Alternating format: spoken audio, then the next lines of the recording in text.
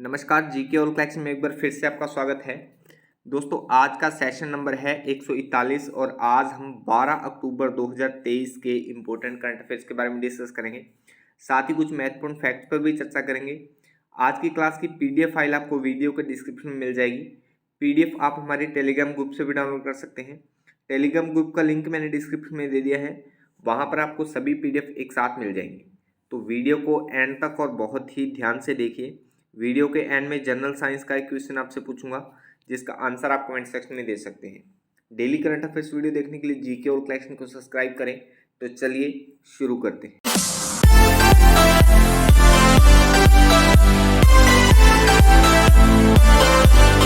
आज के लिए पहला प्रश्न है, भारत और तंजानिया ने रक्षा सहयोग के लिए कितने वर्षों का रोड मैप तैयार किया है? तो अभी भारत और तंजानिया ने रक्षा सहयोग के लिए 5 वर्षों का जो है वो रोड मैप तैयार किया है।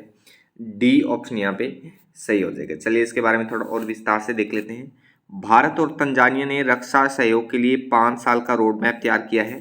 प्रधानमंत्री नरेंद्र मोदी और तंजानिया के राष्ट्रपति सामिया सुलुहु हसन के बीच नई दिल्ली में हुई बातचीत के दौरान यह निर्णय लिया गया है। सुलुहु के राष्ट्रपति पद संभालने के बाद यह भारत की पहली यात्रा है। तंजानिया से किसी राष्ट्रपति के पिछले 8 सालों में यह पहली भारत यात्रा है। तंजानिया एक पूर्वी अफ्रीकी देश है। तो इस प्रश्न से यहाँ पर इतनी सी जानकारी आप ध्यान में रखिएगा। अच्छा, भारत और तंजानिया की संयुक्त रूप से हम यहाँ पर बात कर रहे हैं, तो दोनों देशों को हम विश्व के मानचित्र में यहाँ पर देखिए आप। दक्षिणी एशिया महाद्वीप में भारत की लोकेशन आप यहाँ पर देख पा रहे हैं और तंजानिया की लोकेशन पूर्वी अफ्रीका महाद्वीप में यहाँ पर देख पा रहे हैं। अब भारत के बारे में देखिए, भारत की राजधानी नई दिल्ली है, सबसे बड़ा शहर मुंबई है, राष्ट्रपति द्रौपदी मुर्मू हैं, उपराष्ट्रपति जगदीप धनखड़ हैं, प्रधानमंत्री नरेंद्र मोदी हैं बीजेपी पार्टी से, मुख्य न्यायाधीश धनंजय चंद्रचूड़ हैं, लोकसभा अध्यक्ष ओम बिरला और विधानमंडल भारतीय संसद है। वहीं तंजानिया की राजधानी डोडोमा है, राष्ट्रीय भाषा स्वाहिली है, सबसे बड़ा शहर दार एस सलाम है, वर्तमान राष्ट्रपति सामिया सुलुहु हसन है, प्रधानमंत्री कासिम मजलीवा है और मुद्रा तंजानिया शिलिंग है। तो तंजानिया के बारे में भी इतनी सी सामान्य सी जानकारी आप ध्यान में रखिए। दोनों ही देश महत्वपूर्ण हैं, तो दोनों देशों के बारे में इतनी सी सामान्य सी जानकारी हमें पता होनी चाहिए। अगला प्रश्न है, केंद्रीय कैबिनेट ने किस नए स्वायत्त निकाय के निर्माण को मंजूरी दी है? तो अभी हाल ही में केंद्रीय कैबिनेट ने मेरा युवा भारत स्वायत्त निकाय के निर्माण को मंजूरी दी है। बी ऑप्शन यहाँ पे सही हो जाएगा। चलिए इसके बारे में और देखिए। केंद्रीय कैबिनेट ने युवा विकास और युवा नेतृत्व वाले विकास के लिए एक स्वायत्त निकाय मेरा युवा भारत की स्थापना को मंजूरी दे दी है। यह संस्था युवाओं को उनके सपनों को साकार करने और एक विकसित भारत का निर्माण करने में मददगार साबित होगी। इसकी शुरुआत सरदार वल्लभ भाई पटेल की जयंती यानी 31 अक्टूबर को राष्ट्र को समर्पित की जाएगी। तो इस प्रश्न से भी इतनी सी जानकारी आप यहाँ पर ध्यान में रखिएगा। अगला प्रश्न है, भारत की किस पुरुष युगल जोड़ी ने BWF रैंकिंग में पहला स्थान हासिल किया है? तो भारत की पुरुष युगल जोड़ी जिसने BWF रैंकिंग में स्थान हासिल किया है वो है सात्विक साईराज और चिराग शेट्टी की जोड़ी ने। बी ऑप्शन यहाँ पे सही हो जाएगा। अगला प्रश्न है, 37वें राष्ट्रीय खेलों का आयोजन किस राज्य में किया जाएगा? तो 37वें जो राष्ट्रीय खेल हैं, राष्ट्रमंडल खेल हैं, उनका आयोजन गोवा में किया जाएगा। डी ऑप्शन यहाँ पे सही हो जाएगा। चलिए इनके बारे में और देखिए। 37वें राष्ट्रीय खेलों का आयोजन इस बार गोवा में किया जा रहा है। गोवा के मुख्यमंत्री डॉक्टर प्रमोद सावंत ने बताया कि इसके आयोजन के लिए राज्य पूरी तरह से तैयार है। 37वें राष्ट्रीय खेलों में इस बार 43 खेलों की प्रतियोगिता का आयोजन किया जाएगा। इसका आयोजन 26 अक्टूबर से 9 नवंबर तक किया जाएगा। पिछले राष्ट्रीय खेलों का आयोजन गुजरात में किया गया था, जिसमें 33 खेलों को शामिल किया गया था। इसमें भारत के सभी 28 राज्यों और 8 केंद्र शासित प्रदेशों के खिलाड़ी भाग लेंगे। तो इस खेलों से इतनी सी जानकारी आप यहाँ पर ध्यान में रखिए। गोवा में आयोजित होने वाले हैं, तो गोवा की लोकेशन आप यहाँ पर भारत के मानचित्र में, तटीय राज्य है गोवा, तो यहाँ पर देख पा रहे हैं। भारत का सबसे छोटा राज्य है गोवा।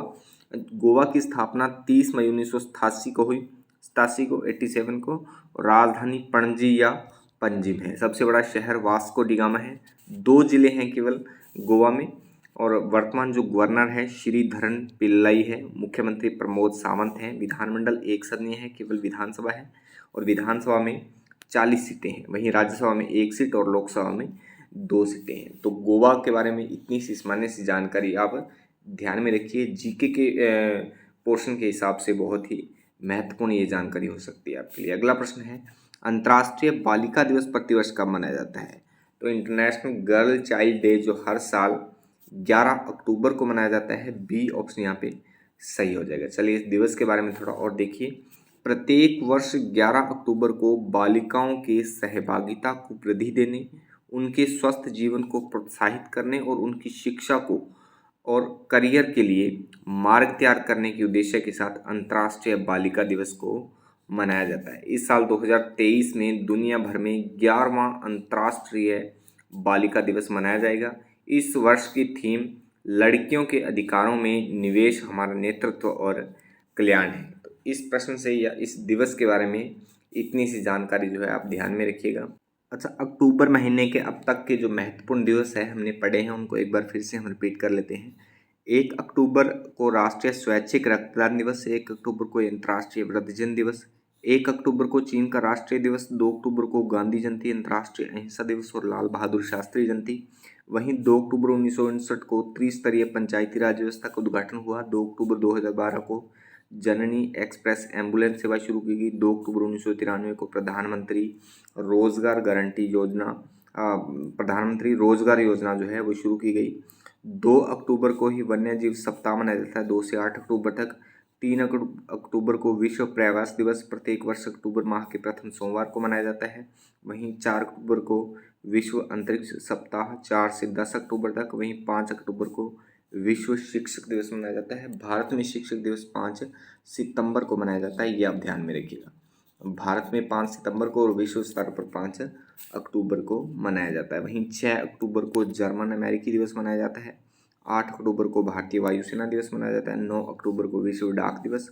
9 अक्टूबर को भारतीय विदेश सेवा दिवस। 10 अक्टूबर को विश्व मानसिक स्वास्थ्य दिवस। और आज हमने बात की है अंतर्राष्ट्रीय बालिका दिवस, 11 अक्टूबर को मनाया जाता है। तो अब तक हमने इतने दिनों की बात की है, आज एक बार फिर से हमने सभी दिनों को एक साथ रिपीट कर लिया है। जैसे जैसे हम आगे के दिनों को पढ़ते चलेंगे, पीछे के दिनों को हम साथ ही रिपीट करते चलेंगे। अच्छा, अगर ये क्लास आपके लिए हेल्पफुल है, आप इस क्लास से कुछ सीख रहे हो, तो वीडियो को लाइक कमेंट करके शेयर जरूर कर दिया करो। आपके एक लाइक और कमेंट से मुझे मोटिवेशन मिलता है और मैं हर रोज़ एक नई एनर्जी के साथ आपके लिए अच्छे से अच्छा कंटेंट बना पाता हूँ। चलिए अगला प्रश्न है, कार निर्माता कंपनी मारुति सुजुकी इंडिया ने डीलरों से जुड़े वित्तीय समाधान के लिए किसके साथ समझौता किया है? तो मारुति सुजुकी ने IDBI बैंक के साथ समझौता किया है। सी ऑप्शन यहाँ पे सही हो जाएगा। चलिए इसके बारे में और देखिए। देश की सबसे बड़ी कार निर्माता कंपनी मारुति सुजुकी ने डीलरों से जुड़े वित्तीय समाधान के लिए IDBI बैंक के साथ एक समझौते पर हस्ताक्षर किए हैं।